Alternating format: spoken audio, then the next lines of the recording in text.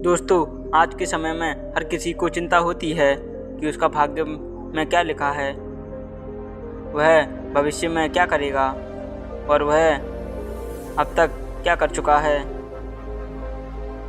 और बहुत सारी चिंताएं होती हैं। उन्हीं को मिटाने के लिए यह कहानी आप जरूर सुने। दोस्तों, बात उन दिनों की है जब भगवान शिव के कैलाश पर्वत पर सभा लगी थी। सभी देवता गण उस सभा में सम्मिलित होने के लिए तैयार थे। तभी भगवान विष्णु अपने वाहन गरुड़ जी के साथ कैलाश पर्वत पर पहुँचे। गरुड़ बहुत ज़्यादा तेज उड़ते हैं।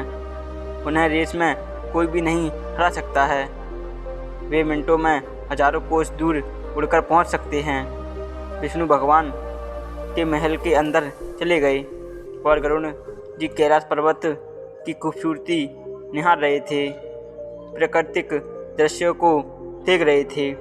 तभी उनकी दृष्टि छोटी सी सुंदर रंग बिरंगी चिड़िया पर पड़ती है। गरुड़ उन्हें निहारता ही रहता है और सोचता है कि भगवान इसे कितना सुंदर बनाया है। ऐसा लगता है बस इसे देखता ही रहूं। यमराज जी भी आ गए। गरुड़ यमराज जी को प्रणाम करते हैं। यमराज जी गरुड़ को आशीर्वाद देते हैं।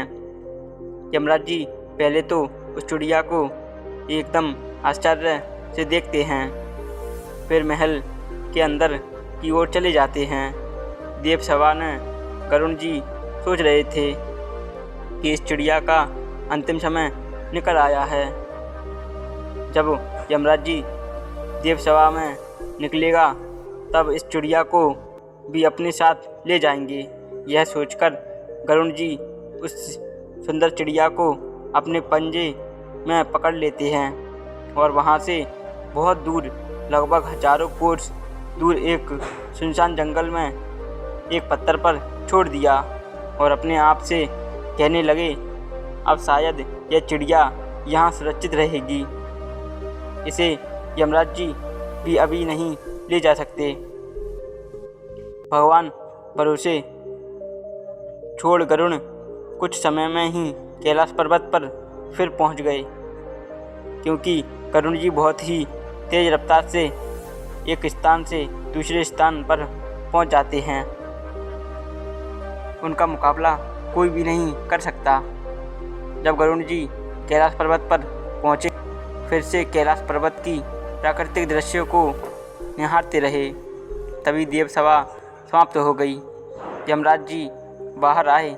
गरुड़ जी यमराज जी से पूछ लिया, यमराज जी, आप आज जाने से पहले एक चिड़िया को इतने आश्चर्य से क्यों देख रहे थे?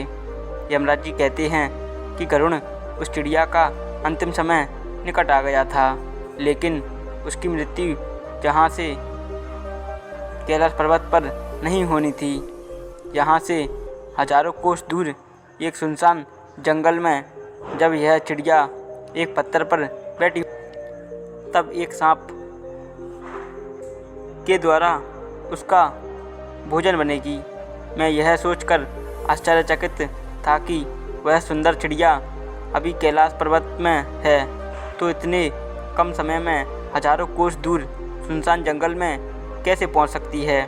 लेकिन अभी तो वह चिड़िया दिखाई नहीं दे रही, अर्थात उसकी मृत्यु निश्चित हो गई होगी। तब गरुड़ सोचने लगते हैं कि यह मैंने क्या कर दिया। मैंने उस चिड़िया को सुनसान जंगल में उस पत्थर पर छोड़ रखा है।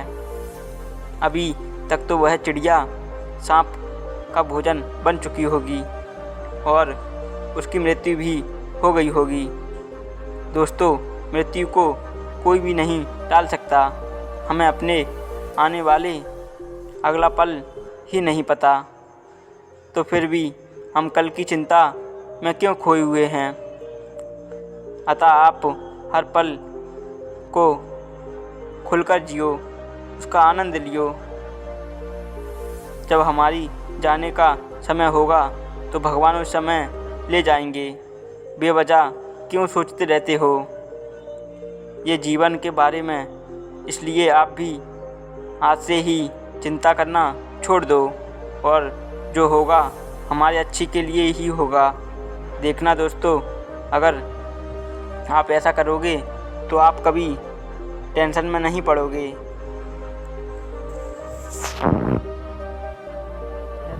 बहुत गलत है और इससे आपके शरीर पर बहुत प्रभाव पड़ेगा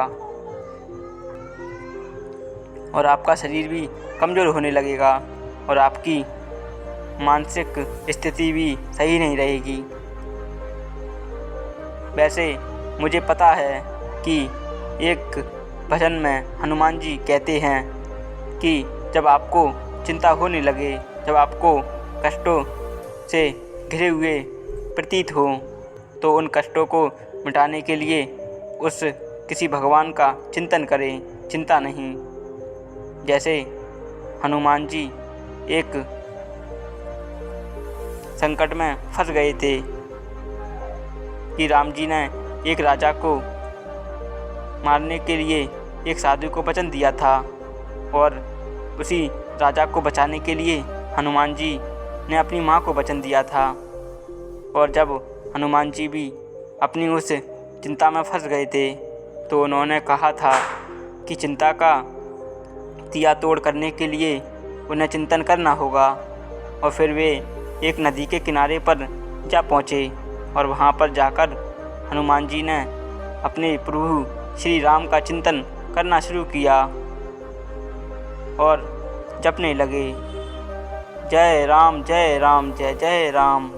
और ऐसा करते करते उन्हें कुछ दिन बीत गए और कुछ दिनों बाद राम जी उनके पास आ गए और फिर उन्होंने राम जी को पूरी बात बताना चाही, लेकिन फिर भी उन्होंने वह बात राम जी को नहीं बताई। और फिर वो एक छोटा सा रूप रखकर उस राजा के पीछे से हनुमान जी को राम जी से बचने के लिए कुछ बताने लगे कि जब राम जी आते तो वे कहते कि तुम गाओ सीता राम सीता राम। मतलब जब कोई आपको मारने आए तो तुम उसके प्रिय वस्तु या प्रिय चीज़ का भजन करो तो वह तुम्हें मारेगा नहीं।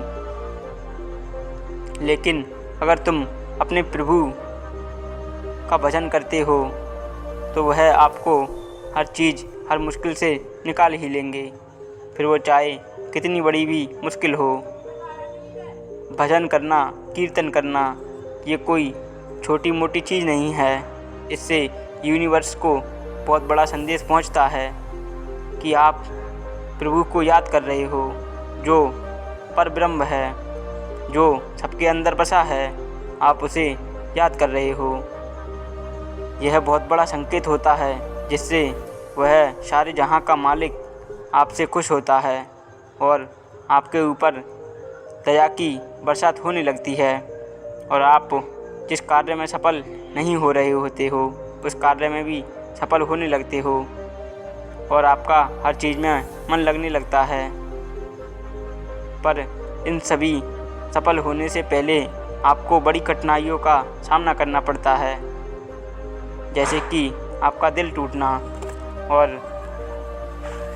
आपके साथ बहुत गलत चीज़ें होना, आपका बार बार किसी कार्य में असफल होना।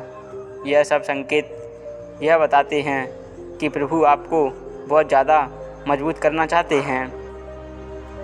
और जब हमारे साथ ऐसा होता है कि हम बार बार असफल होते हैं तो हमें भी बड़ा क्रोध आता है, क्योंकि असफल होने का दर्द वही समझ सकता है जो अभी तक सफल ना हुआ हो और अपनी सफलता के लिए लगातार प्रयास कर रहा हो। वह समझ सकता है कि उसने कितनी मेहनत की थी और वह अभी तक सफल नहीं हो पा रहा, क्योंकि किसी न किसी गलती की वजह से वह पीछे रह जाता है।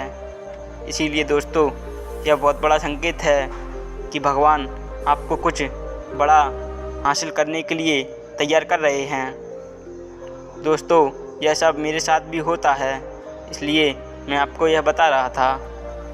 दोस्तों, अगर आप चैनल पर नए हो तो चैनल को सब्सक्राइब करें और ऐसे ही इन्फॉर्मेशन पाने के लिए कमेंट में ज़रूर बताएं कि आपको इससे कुछ मिला या नहीं।